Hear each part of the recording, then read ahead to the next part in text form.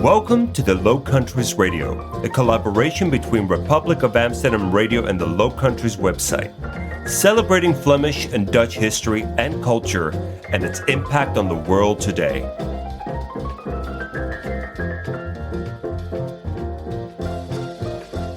Welcome to the Low Countries Radio.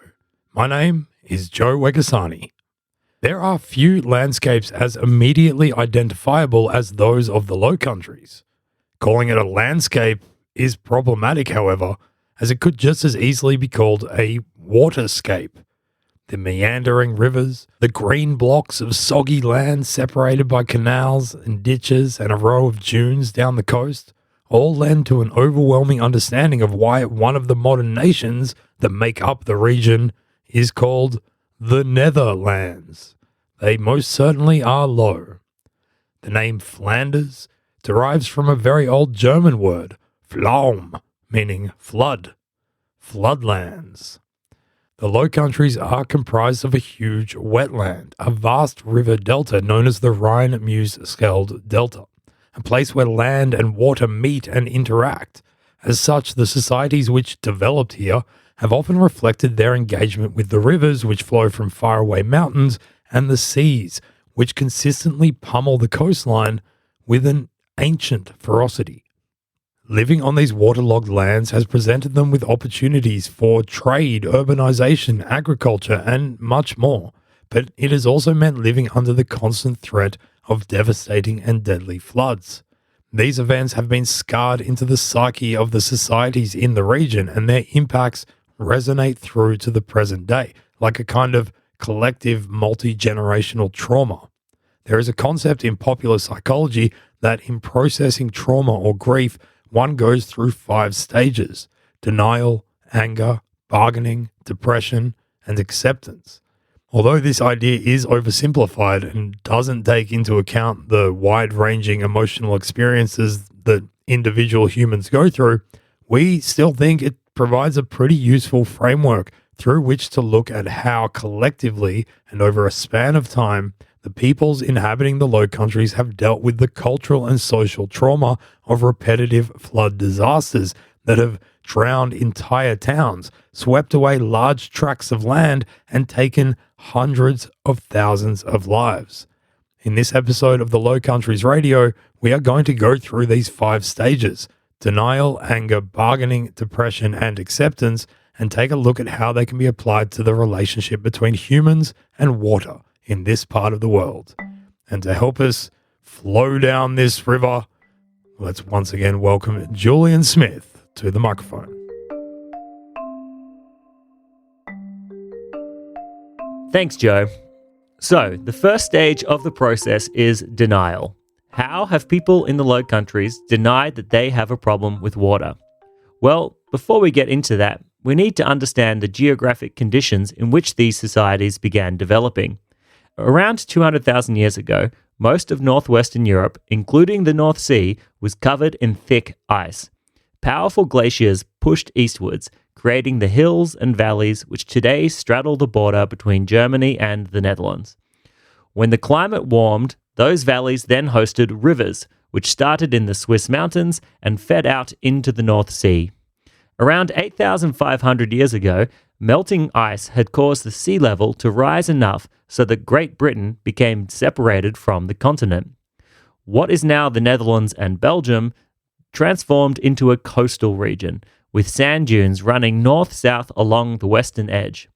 Through the dynamic processes of winds and tides, the sea and land were in competition with each other, constantly shifting the coastline. Peat moss started to grow in the wet, soggy, low-lying areas, creating a landscape known as a fane, or fen. The fen eventually grew high enough that it became disconnected from the groundwater. This is a problem for most mosses, but not for a special type, my personal favorite type of moss, called sphagnum. Sphagnum continued to grow, filling and overflowing the landscape, similar to a muffin top expanding out of a cake tin.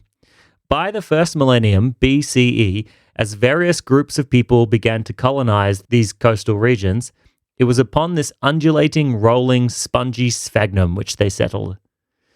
But they had to deal with the slight issue of tides, which saw the sea come in and out twice a day, and which sometimes express themselves with utter devastation. This is where our first stage of the process, denial, comes into the story. One of the earliest methods humans came up with to deny the issue of rising tides was the construction of terpen or weirden, which are best described in English as dwelling mounds. These were first built in the area of today's Friesland. They were human-made hillocks upon which settlements could be built above the reach of the high tide. The first terpen were built about maybe 500 BCE. If there was a flood, farmers would protect their cattle on the higher safety of the hill and simply wait until the water receded. When the water level dropped, the animals could once again graze on the land surrounding the mounds. As the sea level continued to rise over the centuries, so too were dwelling mounds enlarged, both in height and width. Some towered up to 15 meters over the rest of the land. Dwelling mounds have been found along the North Sea coast, with the southernmost one being found in the West Flanders village of Leffinge. Analysis of animal bones found in archaeological digs there suggests that this dwelling mound was inhabited from the 7th to the 11th century, and that farmers there herded sheep in the salt marshes of the intertidal zone. By the 10th century CE, the territories of the Low Countries were dotted with small fishing villages, farming settlements, churches, abbeys, and monasteries. Around this time, the first primitive dikes, or levees, were built in the coastal areas, when inhabitants joined dwelling mounds together to deny the flooding altogether.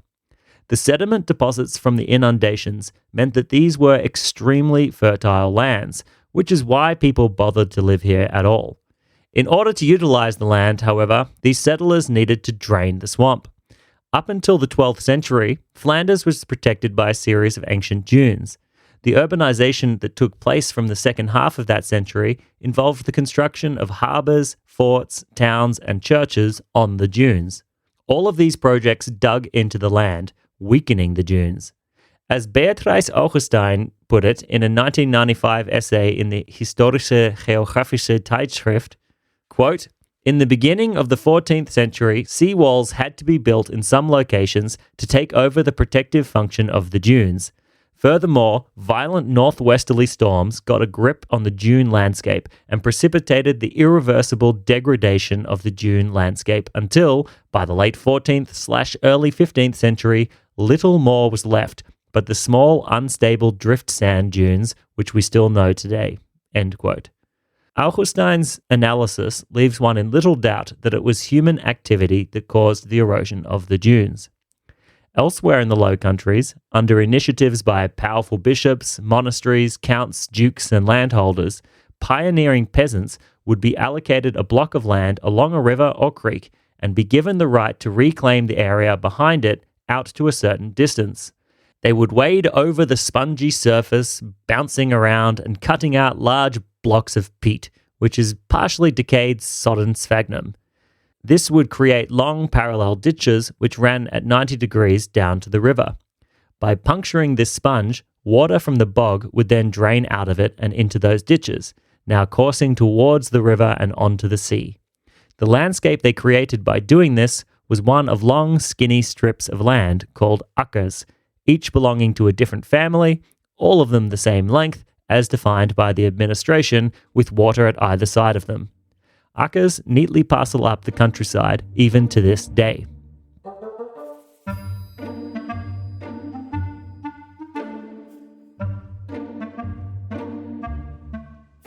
Unfortunately, digging peat out of the swamp was a double-edged sword for the increasing population. In the short term, removing peat created farmable land, and the peat was also a valuable fuel commodity. It burns really well. Removing so much peat, however, had the long-term impact of allowing oxygen to seep into the fen below and cause it to rot. As a result, that great rolling carpet of lush green bog began to deflate. Ever since, the land has been sinking. In combination with rising sea levels, this has resulted in periodic catastrophes in the forms of massive floods. The popular saying goes that God created the world, but the Dutch created the Netherlands. A more accurate one might be that God created the Low Countries, but the Dutch sank them. In order to combat the killer combo of sinking land and rising seawaters, in the 10th and 11th centuries, the first larger dikes were created in the coastal areas of Flanders, Zeeland, Holland, and Friesland, thereby creating the first polders. A polder is an area of land which is surrounded by embankments and which lies lower than the water around it. Projects like these could never be achieved through a solo effort. They had to be communal ones. Various smaller dikes were joined together in West Friesland to create a coherent system called the West Frisian Encircling Dike. Construction was completed around 1250 and turned West Friesland into an encircled, protected area between the North Sea and the Zuiderzee. During a gigantic deluge called the St. Lucia's Flood of 1287, up to 80,000 people were said to have been killed in Holland and Friesland.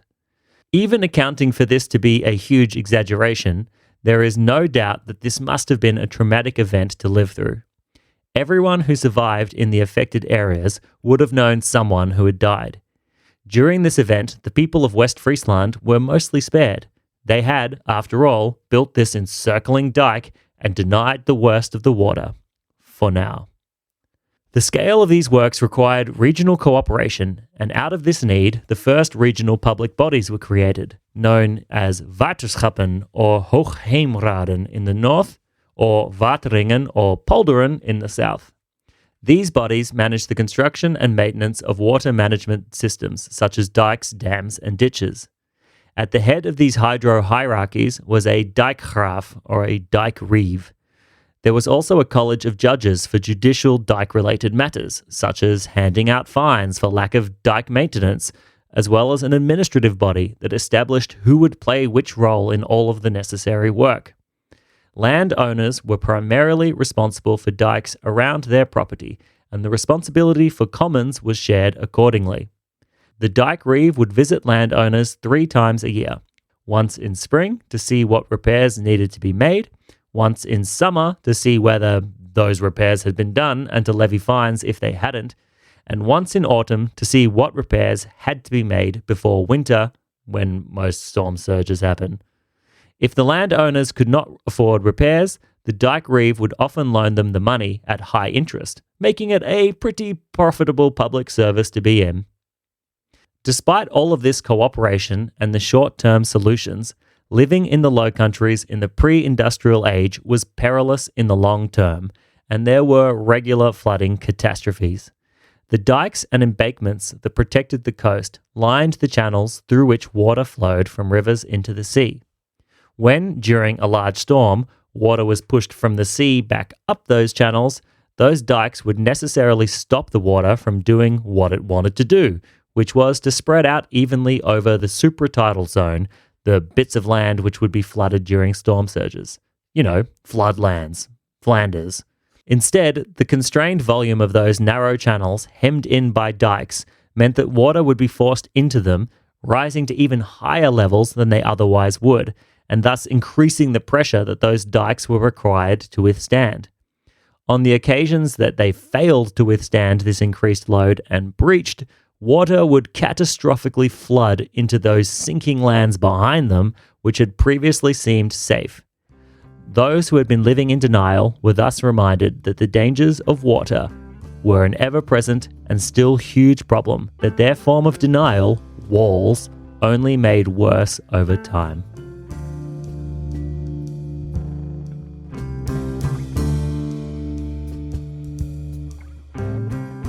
Moving on from denial, the next step in the process is anger. In terms of the psychology of grief, this is often used to describe the phase when somebody gets angry or frustrated at the situation they are facing and lashes out at those around them. While it is problematic for us to try and play armchair psychologists for diverse groups of people who lived hundreds of years ago, it seems pretty safe to say that after any huge flooding event, the people most affected by it must surely have been angry after watching their homes, belongings, and entire livelihoods be washed away. Especially when these weren't just one-off events, but happened with some regularity. Sure, human intervention in the landscape through the building of dikes and draining of peatlands behind them had provided the people in the Low Countries with space to live, but it had placed them in this very dangerous position. By the 12th century, the waters had risen and the land had sunk enough for flooding to be this regular part of life. In the 14th century, subsidence in the peaty areas had become so intense that the land inside the polders actually dropped to below sea level. According to Professor Richard Toll in A Concise History of Dutch River Floods, the 12th century was, quote, characterized by a series of heavy sea surges that greatly altered the shape of the coast. The number of flood reports gradually increased during the 13th century, and in the 14th century, river floods became a recurrent phenomenon and an acknowledged problem, end quote. On top of this, the times were generally chaotic. There were a series of plagues which regularly wiped out large chunks of the population, and a long series of wars, such as the 100 Years' War or various urban revolts in Flanders, factional civil wars in Holland, Friesland, Groningen and Utrecht, etc.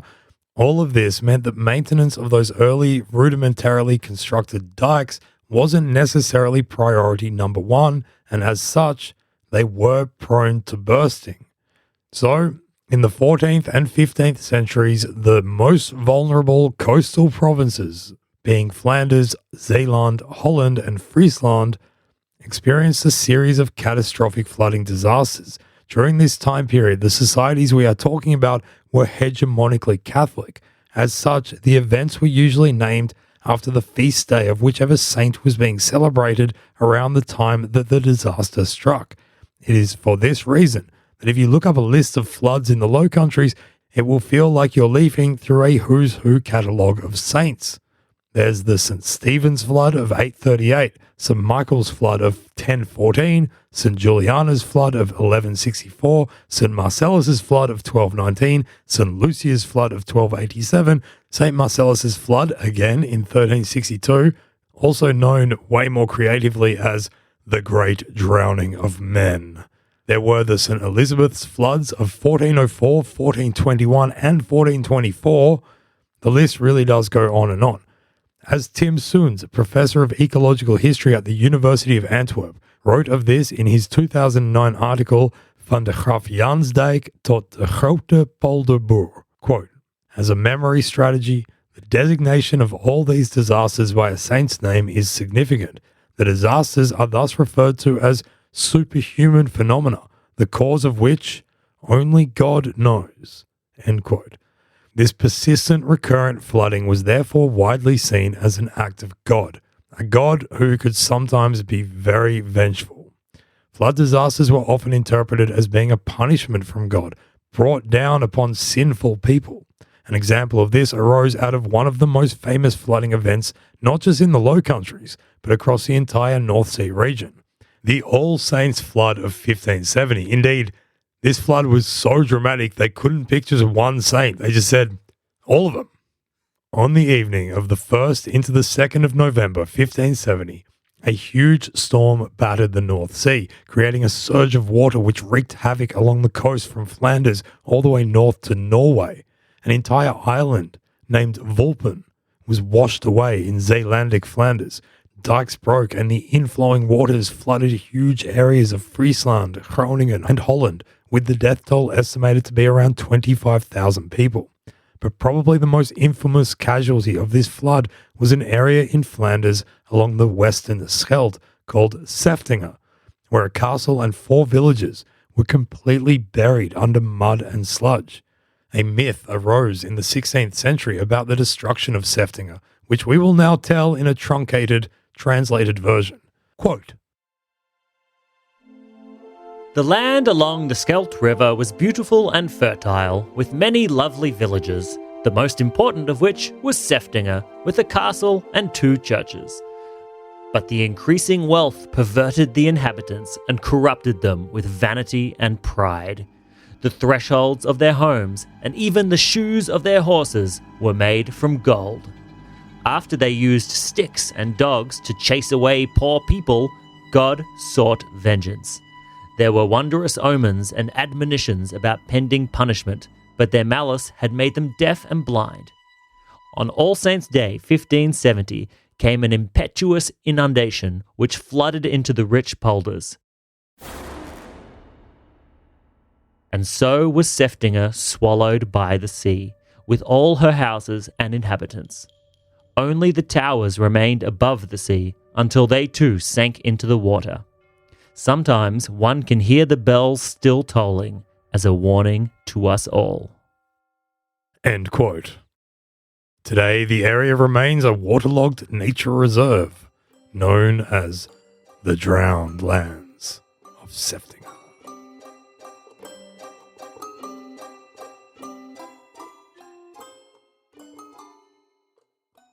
An angry god might well have been responsible for the All Saints flood of 1570, but Seftinger would actually not meet its final watery demise for another 14 years. This time, the deluge was brought on not by a supernatural power, but a much more human anger.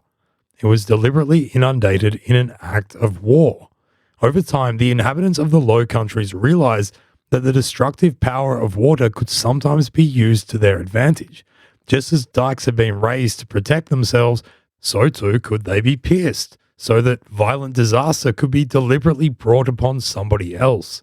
Intentional or artificial flooding became a military tactic, which has been used on numerous occasions to ward off an invading army.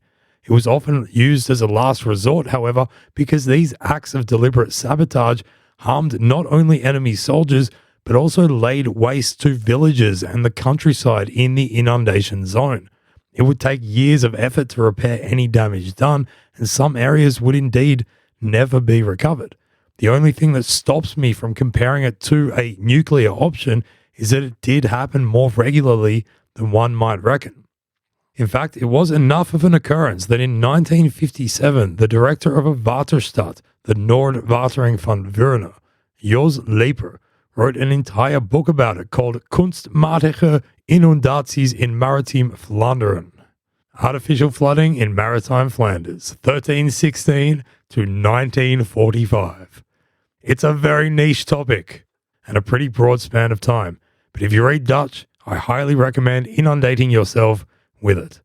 In this book, Leper cites measures taken around Newport in 1135 to prevent strategic flooding, showing that it was already a concept in the 12th century. Using chronicles, he puts the date of its first recorded use in Flanders as being in 1383. On that occasion, it was actually an English force retreating from the French who breached the dikes around Dunkirk, and as a result, quote, immeasurable plains were given over to the water, end quote.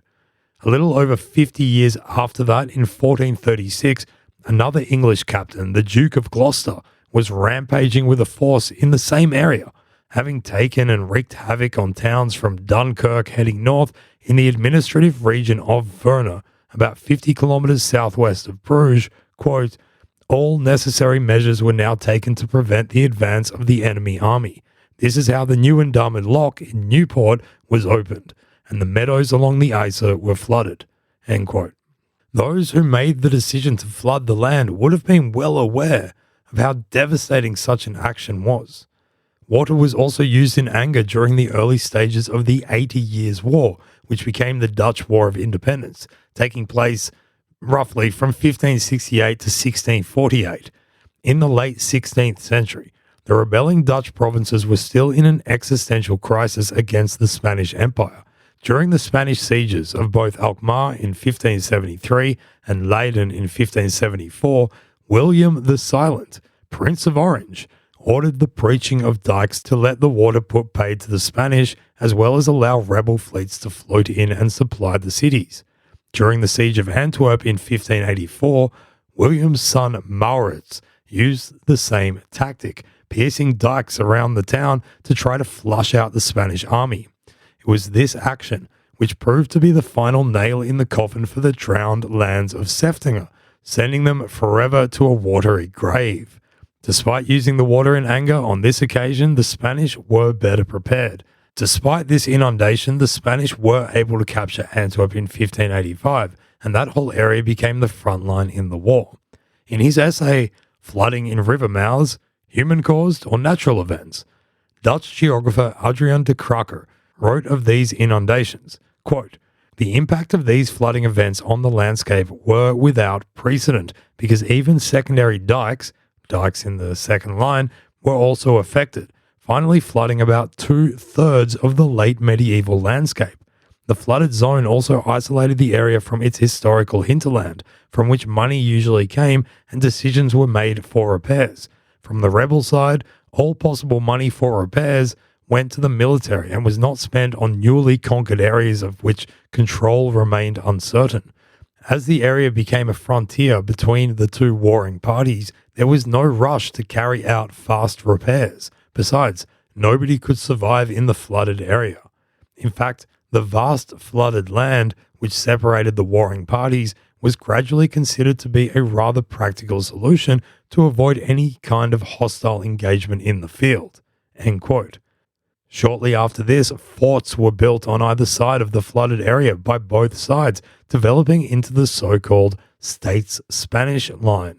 You can imagine the flooded area as being a giant no man's land between the rebels and the Spanish. This still forms the basis of the modern-day border between the Netherlands and Belgium. In this way, it could be argued, the very foundation of these two modern nation-states can be traced back to the medieval use of water in anger. We'll be back after this break.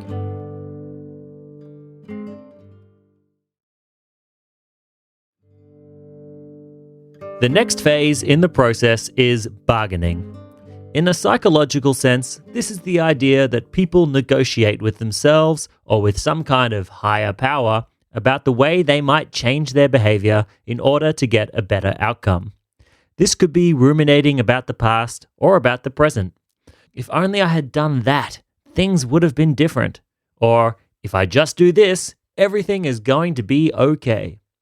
The need to repent and the notion that they were being punished for their past decisions fit comfortably with the periodic death and destruction that mass flooding delivered. During the revolt against Spain, however, this image was often flipped on its head in the Calvinist Protestant northern provinces. In the propaganda pamphlets which were published at the time, and in the sermons which were delivered to people in churches across the rebellious provinces, parallels were often drawn which linked the Dutch struggle against Spain with the biblical story of Exodus, where Moses led the Israelites out of slavery in Egypt. In that story, the Israelites escape from the evil Pharaoh's armies under the leadership of Moses, who holds out his staff and parts the waters of the Red Sea, creating a dry passage of safety with giant walls of water on either side of it. This miracle offered the Israelites the chance to escape to the other side of the sea.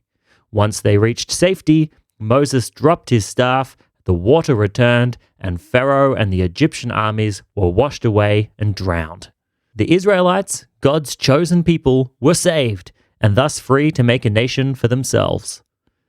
The parallels between the Dutch revolt and the story of Exodus are obvious, but are also powerful. When William the Silent visited the towns of Brussels and Antwerp, he was greeted by citizens performing tableaux vivants, living pictures, basically people acting out little scenes, of Moses saving the Jews. The message for William would have been clear. He was literally Moses, delivering the Dutch people to the promised land, using the waters to drown the evil Pharaoh, Philip II. Numerous paintings, pamphlets, songs, and sermons from this time draw that same link. In his epic interpretation of Dutch culture during the 17th century, entitled The Embarrassment of Riches, historian Simon Schama explains it thusly, quote, "While the metaphor was a commonplace, it had a particular literal relevance for a founding generation of Netherlanders, 150,000 of whom had physically left the fleshpots of the south, crossed formidable water barriers, and reached a land of abundance." End quote. The 150,000 he refers to is the number of people who are estimated to have fled north from Flanders and Brabant after the fall of Antwerp. But this new nation in the north still faced an existential threat from the rising waters.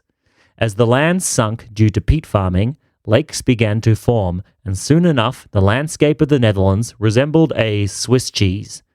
Worryingly, those lakes had the tendency to grow whenever there were big storms, which, as we have seen, happened with all too much regularity.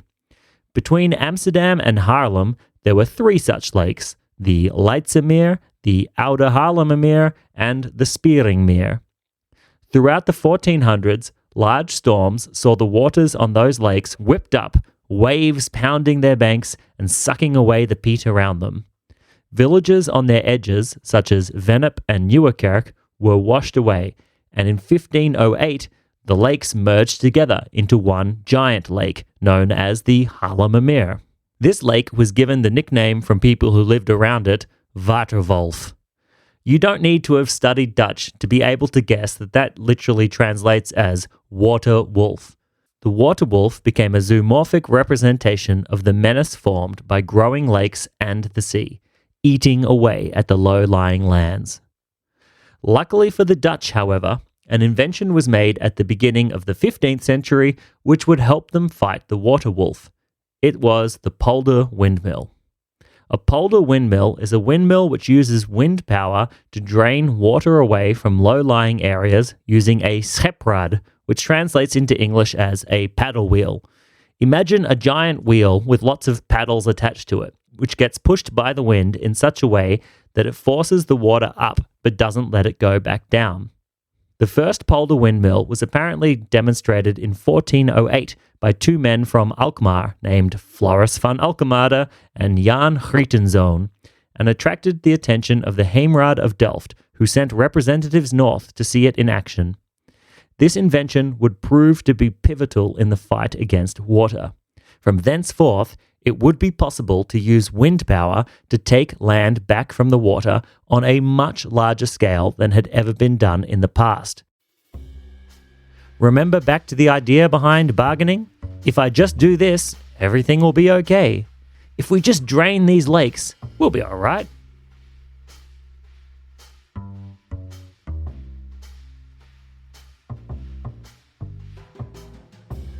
In the early 17th century, an engineer named Jan Adriaanszoon played a major part in the creation of polders in Holland using the power of wind. Wind! Under his supervision, in 1612, the Beemster Lake, north of Amsterdam, became the first lake in recorded history to be drained using windmills. Jan Adriaanszoon became so synonymous with emptying water that he adopted the moniker leegwater, literally meaning empty water. He was also an early proponent of poldering the Haarlemmermeer, the lake which had inspired the Waterwolf nickname, though this would not prove possible in his lifetime. The famous Dutch poet Joost van den Vondel wrote a poem about the potential draining of this lake called Aan den Leeuw van Holland, to the Lion of Holland, which depicts the heraldic symbol of Holland, the lion, locked in a battle of life or death with the water wolf.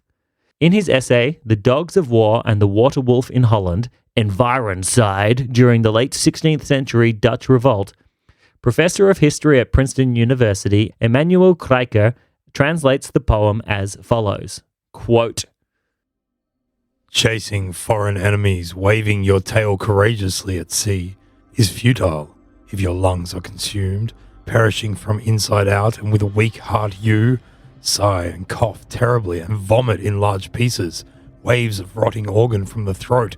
What use is your claw seizing everything east and west if you do not bite in the heart this cruel water wolf that seeks in time to defeat you? O land's lion, rise and awake with a roar, all the Kennemerland peatmen, the old lords of Rhineland, with the Amsterlanders, to make them come to their lion's aid, enclose with a dike this animal that plagues you, that the prince of the winds flies there on his windmill's wings. The fast prince of winds knows how to chase the water wolf to the sea, whence he came, ever voracious." End quote. Really colourful language there, imagining the Prince of Winds chasing the water wolf away to the sea. There is a reason why he is regarded as one of the best Dutch poets ever and has a huge park named after him in Amsterdam. In another poem written in 1644, Vondel analogized the newly created Beemster polder with the birth of the Cyprian goddess of beauty, Aphrodite. As Aletta Fleischer wrote in her essay titled The Garden Behind the Dike, Land Reclamation and Dutch Culture in the 17th Century, quote, "The nature of the Beemster was transformed into an earthly Garden of Eden, where the citizens of Holland could live a wholesome and prosperous life. End quote. Having spent a lot of time going to the Beemster, I wholeheartedly agree with this description. It is awesome. Historians Helmer Helmers and Gerrit Janssen go further, saying, quote, "This awareness of the frailty of peace and the need to protect the vulnerable country was fed continuously in the Dutch Republic by the trope of the Garden of Holland, another common image in the art of the period that alluded to the Golden Age by presenting the province of Holland or the Republic as a whole as an enclosed garden which needed to be fiercely guarded by a vigilant protector, usually the Dutch stadholder, against a dangerous and hostile outside world." End quote.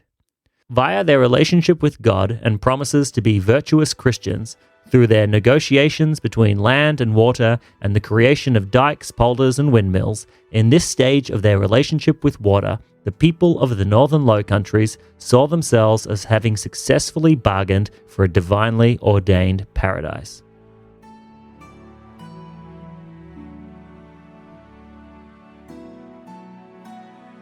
Traditionally, in this outdated psychological process or approach, when bargaining fails, then depression follows. Several centuries of leveraging technology and national pride against the rising tide and the ferocious water wolf saw the frequency of storm surge floods from the sea decrease, although river flooding would remain periodic. In the 18th century, there were just 2 storm surge floods, and the second of these, the Christmas Day flood of 1717, would be the last one in the Low Countries for more than 200 years. Although there were serious dike breaches in 1820 and 1825, while 2 surges caused by hurricanes threatened Amsterdam and flooded Leiden in 1836. It was this last event that compelled people to finally tame the original water wolf. Yes, after centuries of discussion about it, the Haarlemmer Meer was finally drained. The centuries of bargaining, however, would come at a high cost, and the reckoning for it eventually arrived on the evening of the 31st of January, 1953. The North Sea flood, or Watersnood ramp, of 1953 happened so recently that the memory and the emotions attached to it are still very much present. Over 2 days, the 31st of January and the 1st of February, huge swaths of Zeeland, North Brabant, and South Holland, as well as parts of Flanders, were submerged beneath waves of 2 almighty successive storm surges. Meteorological warnings of the incoming high water did not reach enough of the populace, and around 3 a.m., as most people lay in their beds, dikes broke on 3 separate islands of Zeeland by the towns of Krauningen, Kortgene, and Oude Tonge. Soon after, in Stavenisse, a great chunk of the dike there, 1,800 meters of it in fact, succumbed at once to the tremendous force and was washed away. Before the night was over, more than 1,300 square kilometers of Dutch land was underwater, including 9% of its total farmland. At noon of the next day, Sunday the 1st of February, those who had survived may have felt a slight reprieve, as the tide seemed to be going down. However, as one eyewitness put it, quote, "The worst thing was Sunday afternoon, when high tide came in again." End quote. For those who had survived the calamitous night, they now had to deal with the gut-wrenching realization of a second surge. This one compounded the destruction wrought by the first and took hundreds of survivors from that first night to their watery graves. We do not want to go into the specific chronology of the 2 days that saw the waters rising twice and 1,836 people and over 30,000 animals in the Netherlands losing their lives, both at the time and subsequently thereafter. More, we would like to look at the psychological trauma it caused. In the aftermath, tens of thousands of people were evacuated and displaced, including many children. Due to how recent this awful event is, there are mountains of information and sources on it, as well as incredible museums and exhibits that keep emotional memories of it alive. And what this means, relative to all the other great floods of the past, is that we have way more access into the emotional consequences of these events. In a historical sense, what is interesting about the 1953 disaster and the decades following it is that It happened at a time when the long-term effects of psychological trauma were beginning to be widely recognized and appreciated. Although there is some documentation of people's emotions following past great floods, such as with a song from 1825 that includes the line, quote, "Whole families met their graves, plunged in mourning drear, down into the waves, wife and husband dear," end quote. But in the past, there was little or no regard given to the continual psychological effects in the years after a traumatic event. In recent years, GP and medical historian Marianne Meekma has taken advantage of the recency of the 1953 flood to cast more light on how such experiences cause prolonged individual trauma. Meekma has pointedly asked the question whether we must acknowledge that there was and still is a post-flood trauma from the events of 1953. Having worked with war and disaster victims suffering PTSD, which was not a recognized or diagnosed disorder in 1953, she has said, quote, "I always found that people were at risk of mental damage, especially after the evacuation, being snatched from the familiar environment, and no fewer than 80,000 people were evacuated in 1953, end quote. This last number, by the way, has been calculated varyingly elsewhere at between 70 and 100,000.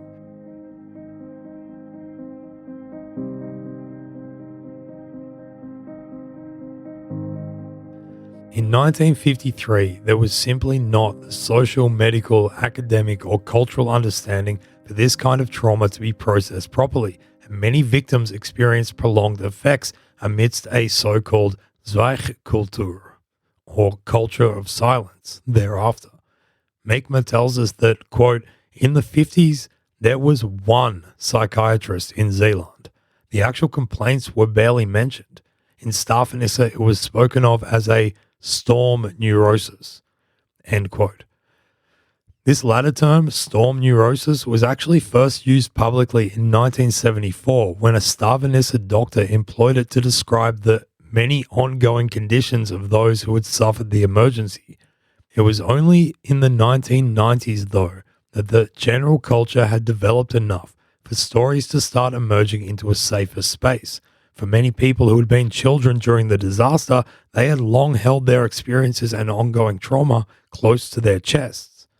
Dick Cease was one such child.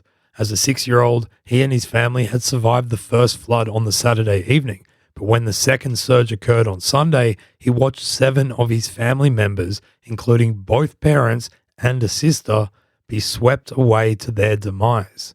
Afterwards, he and one surviving sister were taken to a foster family in IJmuiden, where they stayed for 18 months. For the next 4 decades, he, like the countless others who had also undergone this horror, had to process his aggrievement silently and only inside his head, suffering acute insomnia throughout. It was only during the 40-year memorial service of the flood that he was able to talk openly about it. Quote, "I wanted to talk about it earlier, but that was cut down. It was just not talked about. You had to carry on through," end quote. Since then, Cease has confronted the psychological impact of the flood, even coming to work at one of the flood museums as a guide, where he was able to talk about it openly. Of this, he said, quote, "That feels good. It's a relief to talk about," end quote. In 2018, another victim, Joop van den Berg, who had also been 6 years old at the time, brought his experience of post-flood trauma to light in another public sphere on a radio program called De Zeeuwse Kamer. Speaking about the hours that he sat, shivering on a roof with naught but a sodden cloth to uselessly shield him from the elements, he said, quote, "You don't know what's going to happen. That makes a huge impression on a 6-year-old boy," end quote. Yeah, I bet. The first immediate physical impact was that it made him extremely sick. He was sent to a hospital in the south of Zeeland where he was confined for weeks. After this came the ongoing psychological damage. Joop was thereafter sent to a strange environment, being placed in a care home in Noordwijk aan Zee. During the 9 months there, he was permitted to see his mother on 1 day per month, and with no regard to his being a flood victim and whether he maybe carried a fear of water as a result, he was forced to shower every day, against his will. Quote, "You knew you had to take a shower every day. You could scream and scream, but it was not taken into account." End quote. These are just two of the thousands of stories involved with the North Sea flood of 53. From a historical sense, there is so much value in how much source material remains to convey the shock and horror that those 2 days brought, as well as the lingering effects that remain for years afterwards.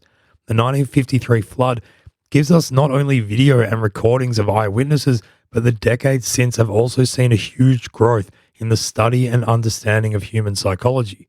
We can still apply some of that understanding to people of the past, even if we do not live with the same worldviews or have anywhere near the same level of access to their direct emotional experiences. While we do not have so much information about all the other floods in Low Country's history, and while it would be a mistake to compare modern emotional reactions with those of different eras as like for like, it is pretty easy to argue that any person at any time and living in any culture would feel traumatically affected by giant waves of seawater barreling down the street and wiping out their house, town, family, and everything they know. And that is the depressive part of the Low Country's long-standing and abusive relationship with water. Literally hundreds of thousands of people have, over the centuries, had to bottle up their emotions, their distress, their insomnia, their horrific recurring dreams, and their prevalent fear of returning floods, and had to endure these experiences while living in a culture of either blaming themselves for God having brought high water upon them, or simply have not spoken about the trauma. Fortunately, after the 1953 flood, this began to change, albeit not soon enough, for the likes of Dick Sees and Joop van den Berg. Hopefully, we do not have to go through another such event to see whether this depressive tendency still remains below the surface.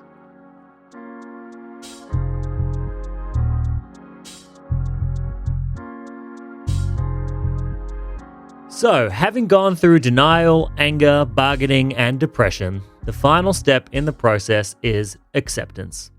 Immediately after the flood disaster in 1953, a momentous effort began to repair the damage which had been wrought by the flooding waters. On the day of the disaster, the 1st of February, sandbagging efforts had been carried out to raise and strengthen various dikes, and just 4 days later, work had begun resealing breached inner dikes. An army of around 3,500 people was organised, which included military personnel from the Netherlands, France, and the United States, as well as called-up workers and volunteers.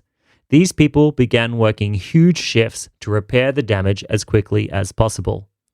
The unmitigated disaster, which followed only 8 years after the deprivations of war had ended, was a sharp reminder of the constant threat under which people of the Low Countries lived.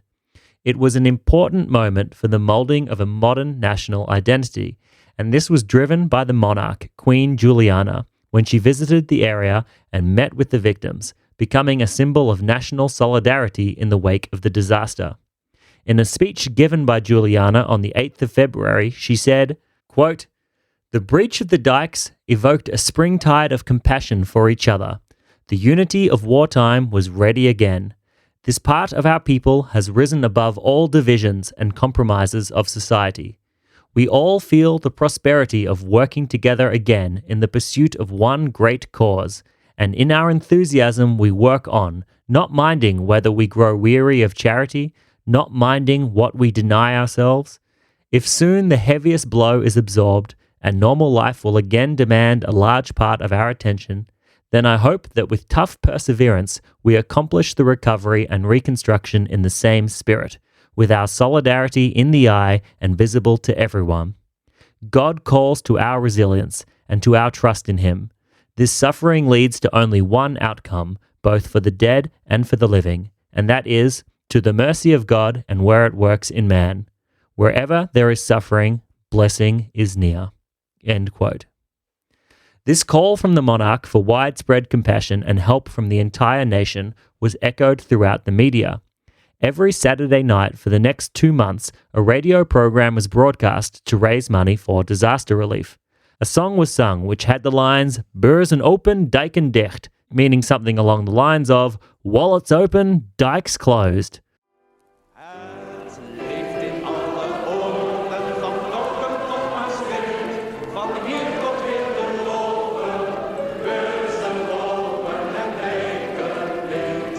En zij het nog niet horen. This radio show was able to raise over 5 million guilders in disaster relief. In total, it is estimated that about 138 million guilders was raised by various charity organizations in the aftermath, which is the equivalent of about 500 million euros in today's money, which is a lot.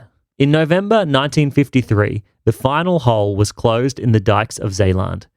This remarkable effort aptly demonstrates why the motto of Zeeland is Lactor et emergo, I struggle and emerge. With the benefit of modern technology and analytical methods, a committee was set up immediately to investigate and understand exactly where, how, and why the dikes broke and what could be done in the future to prevent it happening again. The resulting plan they presented would become the Delta Works, an incredible flood protection system that was begun in 1954 and took over 40 years to complete, being officially finished in 1997. It involved the building of 3 locks, 6 dams and storm surge barriers, all of them massive, that can open and close according to what the rivers and sea are doing. Essentially, the idea was to drastically shorten the length of exposed coast. The motto of this project was, "The shorter the coast, the easier the defense." This was a huge success. Before the construction, the chances of a storm similar to the one that happened in 53 was rated as about once in every 300 years. But since the Delta Works has been built, that's been reduced to 1 in every 4,000 years. The projects defending the Randstad, the area which hosts the biggest cities in the Netherlands where half the population lives, is protected in such a way that it has an acceptable flooding risk of once every 10,000 years. After another storm surge flooded the Scheldt region in Flanders in 1976, an equivalent plan was developed there in 1977, known as the Sigma Plan, which had similar aims to the Delta Works. During the construction of the Delta Works, changes had to be made to the original plan. In these changes, we see a cultural shift towards acceptance of the collective flood-prone condition. Firstly, in the original plan, the waters around Zeeland were going to be turned into a freshwater lake. Environmental protesters, rightfully arguing that this would kill the many saltwater ecosystems that abounded below the surface, succeeded in having that part of the plan amended, so that the Oosterschelde storm barrier was built containing 62 openings, each of 40 meters length. These remain open so as to continue letting the salt water flow in, but they can be shut off in times of threatening sea surge. The original Sigma plan in Flanders had also called for a huge storm surge barrier to be built at Oosterweel, a little bit north of Antwerp. Similarly to how the Delta plan was changed, so too was this barrier never built, after social cost-benefit analyses of the plan showed that a similar reduction in risk could be achieved by building more controlled flood areas and smaller barriers in different tributaries.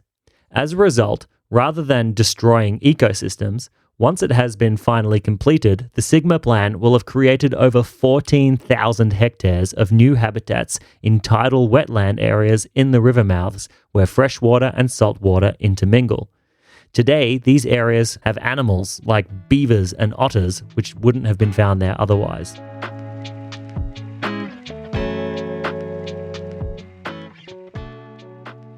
In the entire assessment leading up to these projects, it was determined that there was a higher priority to defend seawater rather than river water. This makes sense since the freshwater has less impact on the agricultural land. In 1995, after most of the Delta Works had been completed, but at the same time of year as the 53 disaster, the end of January and the beginning of February, persistent rainfall saw the water wolf rise once again. German towns experienced it first as the mighty Rhine River began to swell before breaking its banks, the water level rising over 2 meters in one day. Cologne's streets became submerged. At Lobit, where the Rhine runs across the Netherlands border, it was measured at 16.63 meters above the standard mean sea level. So on the 31st of January, exactly 42 years after the dikes broke in Zeeland, the decision was made to evacuate the towns and areas most at risk, with over 150,000 people in total being moved to safety. One witness recounted how he and a friend walked over the border to a pub in Germany, where the water level was the same, but nobody was panicking or being evacuated. I guess centuries of familiarity with the water wolf's wrath meant that, even with all their fancy technology, the Dutch were taking their vulnerability seriously. After these floods, a new plan was developed to determine how to best deal with high water levels in Dutch rivers.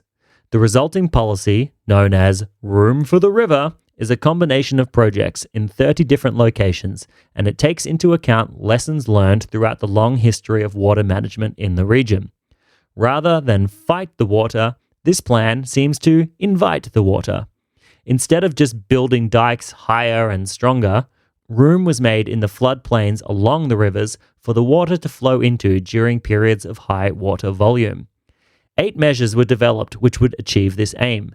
These were the lowering of groins, which I know sounds dirty, but a groin is actually a perpendicular structure which sticks from a riverbank into the water to control its flow, so get your mind out of the gutter. Deepening the channels, removing other obstacles like bridges in certain locations, lowering floodplains, moving back dikes locally and on a large scale, making retention reservoirs, and reducing lateral inflow. All of these measures together basically allow the water level to be monitored and controlled so that as the climate changes and large storms become more common throughout the continent, all the water which comes down those rivers is given somewhere to go that isn't people's bedrooms. The value of this project was demonstrated during huge rain events in July 2021, when the volume of water discharged through the Meuse River system was even higher than in 1995. Over 200 people were killed in flooding in Germany and Belgium. But because of the Room for the River projects which had already been carried out in the Netherlands, the damage in that country was on a much smaller scale and no lives were lost. As evidenced by this recent case, it seems clear that after a millennium of emotional and physical engagement with water, the collective mindset of the Netherlands has shifted to, we need to accept this water and put it somewhere.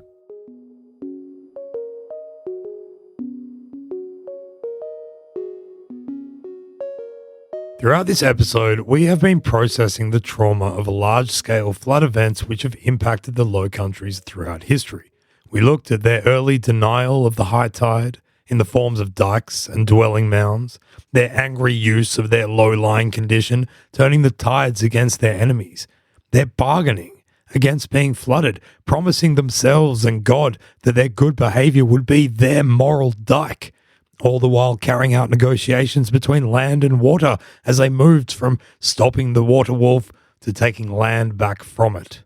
Depression has hit hard, however, with so much emotional trauma lost to history without having been confronted or healed. We looked at how the occurrence of the 1953 flood has allowed the psychological impact of flooding to finally be recognised. And lastly, having been through all that, we've seen how the peoples of the Low Countries have developed ways of accepting their chronic condition, that the water is coming. It is not going to not come. So we'd better adapt ourselves to it and put it somewhere safe. Acceptance of the fact that disasters will happen has become ingrained into the psyche of the modern and diverse societies that abide here, and the resilience which this has built has helped to shape the collective identities of these regions today. As the rest of the world begins to deal with the increasingly apparent effects of climate change and rising sea levels, Dutch and Belgian engineering and technical know-how that has been created in this struggle against water here is being exported and implemented around the world. But as successful as all that might be, perhaps it is the cultural and emotional resilience that has also developed here through the ongoing exposure to traumatic natural events that could be the most valuable commodity the Low Countries has to offer the world.